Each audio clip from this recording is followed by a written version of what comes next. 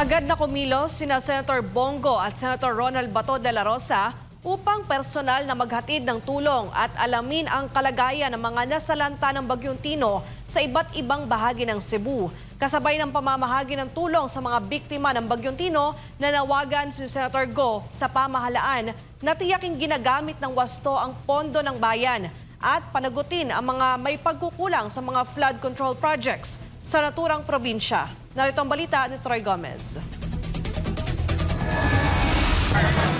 Nagkaisa sina Senador Bongo at Senador Ronald Bato de la Rosa sa pag-abot ng tulong at pakikiramay sa mga biktima ng Bagyong Tino sa lalawigan ng Cebu na isa sa pinakamalubhang tinamaan ng naturang kalamidad. Araw ng Huwebes, personal na binisita ni Senator Bongo ang mga evacuee mula sa iba't ibang bahagi ng Cebu upang alamin ang kanilang kalagayan at mga pangunahing pangangailangan. Sa kanyang pag-iikot sa mga apektadong lugar, hindi naiwasan ng senador na manlumo sa lawak ng pinsalang iniwan ng bagyo na anyay mas matindi pa kaysa epekto ng lindol na tumama sa lalawigan kamakailan. Sa kanyang mensahe, iginit ni Go na dapat gamitin ng pamahalaan ang pondo ng bayan sa mga proyektong tunay na nakakatulong sa mamamayan at hindi sa mga substandard na flood control projects o ghost projects na walang pakinabang.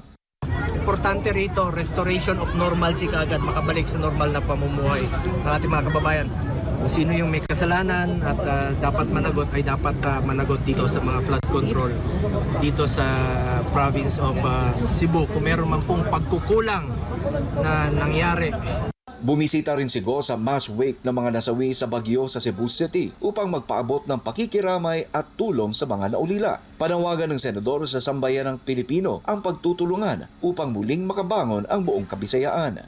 May deepest condolences sa pamilya sa namatay diri sa Cebu. Ang polanta ginuray na kabalo.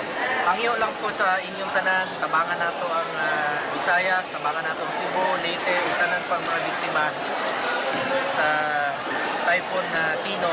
Samantala, si Senador Ronald Bato de la Rosa ay agad ding nagtungo sa Cebu upang makiisa sa mga lokal na otoridad sa relief at rescue operations. Sa kanyang social media updates, ikinuwento ng senador ang kalagayan sa mga lugar tulad ng Liloan, Sapangdako at Compostela kung saan marami pa ring residente ang nangangailangan ng tulong. Sa barangay Kotkot, Liloan, inilarawan ng senador ang kakulangan sa relief supplies kung saan kinakailangang hatiin ng mga volunteers ang bigas, ulam at tubig upang mabigyan ang lahat ng evacuees. Sa Sapangdako, Cebu City naman, personal niyang kinausap ang mga search and retrieval teams ng BFP upang palakasin ang kanilang loob matapos maipit sa debris ang isang pamilya. Nananawagan din sina De La Rosa sa mga kontraktor na may available na backhoe na tumulong sa paglilinis ng mga kalsada sa Compostela upang maalis ang mga bundok ng debris at maiwasan ang panganib ng mga nabubulok na hayop at posibleng mga nasawi pa sa ilalim ng mga guho. Patuloy naman ang koordinasyon ng dalawang senador sa lokal na pambansang ahensya para sa mabilis na rehabilitasyon ng Cebu at karatig probinsya ng Visayas na labis na sinalanta ng Bagyong Tino.